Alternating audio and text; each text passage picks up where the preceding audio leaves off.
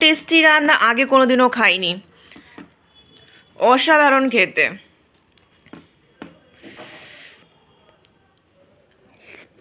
হুম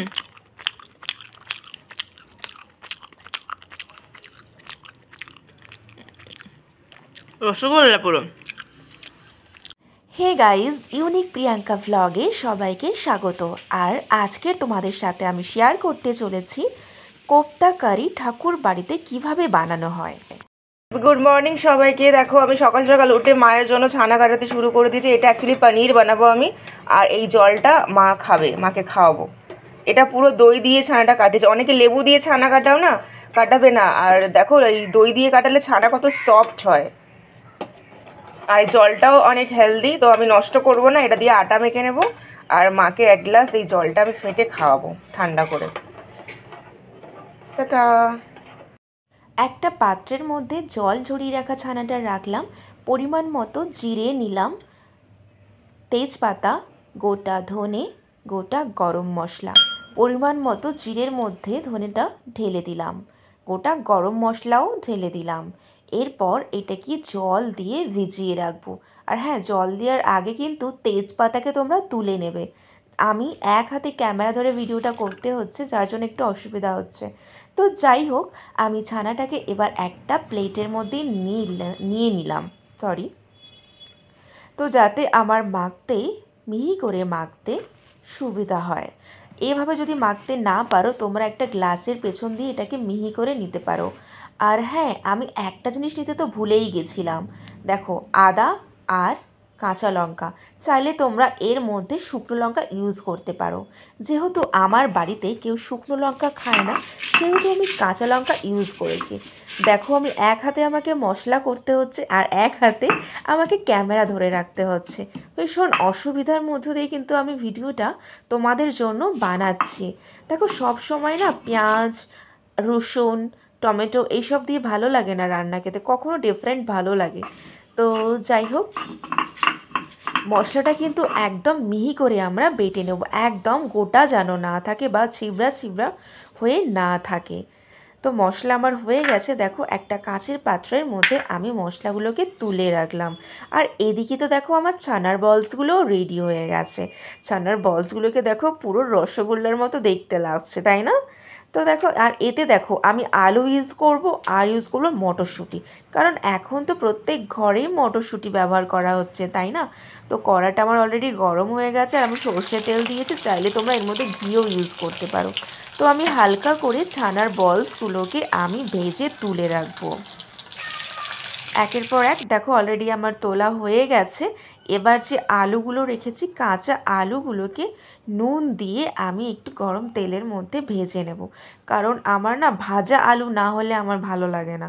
তো এই সব জিনিস একটু মানে কি বলবো, সবজি, আলু এইগুলো তো ভেজে নিলে টেস্টটা খুব ভালো আসে। তো নুন দিয়ে আমি আলুটাকে ভালো করে ভেজে নিচ্ছি, ভেজে তুলে রাখবো। এবার যেটা করব, আমি গরম তেলের মধ্যে আগে তেজপাতা ছেড়ে দেবো। তোমরা চাইলে তেজপাতা, শুকনো লঙ্কা দিতে পারো। আর তার মধ্যে আমি দিলাম যে বাটা মশলা। এবার দেব আমি এর মধ্যে পরিমাণ মতো নুন, স্বাদ মতো চিনি, গুঁড়ো লঙ্কা একটু সামান্য পরিমাণে, যেহেতু কাঁচা লঙ্কা দিয়েছি। আর দেবো হলুদ, যেটা তোমাদেরকে দেখাতে আমি পারলাম না, যেহেতু বারবার একটাই কথা বলছি। আমি একটা হাতে কিন্তু ক্যামেরা ধরে আছি, যার জন্য আমাকে পুরোপুরি দেখানো সম্ভব হচ্ছে না।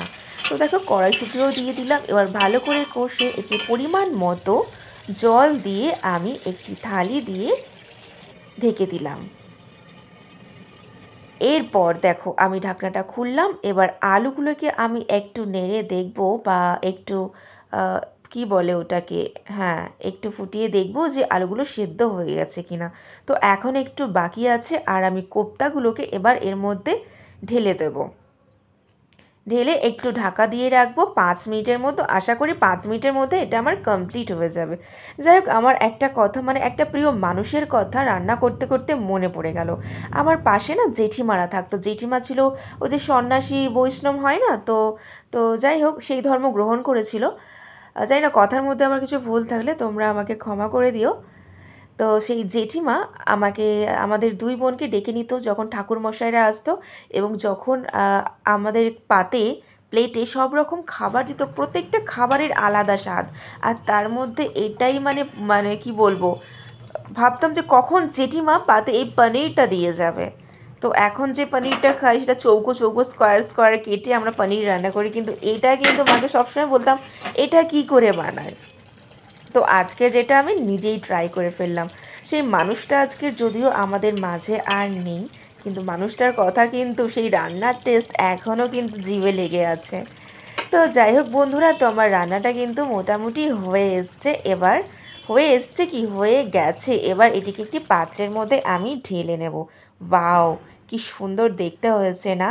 এবার যতক্ষণ না খাচ্ছি আমি কিন্তু তোমাদেরকে বলতে পারছি না, কিন্তু এটা থেকে না, এই তরকারির মধ্যে থেকে একটা খুব সুন্দর স্মেল উঠে আসছে, যেটা কি বলবো, যেটা আমাকে মুগ্ধ করে তুলেছে। এবার আমি খাবারটা খাবো। তো গাইজ দেখো, ফাইনালি আমি খেতে বসে গেছি। ভাত দিয়ে খাবো, তোমাদেরকে টেস্ট করে বলবো কেমন হয়েছে। হুম হুম, অসাধারণ খেতে, এরকম সফট সফট হয়েছে।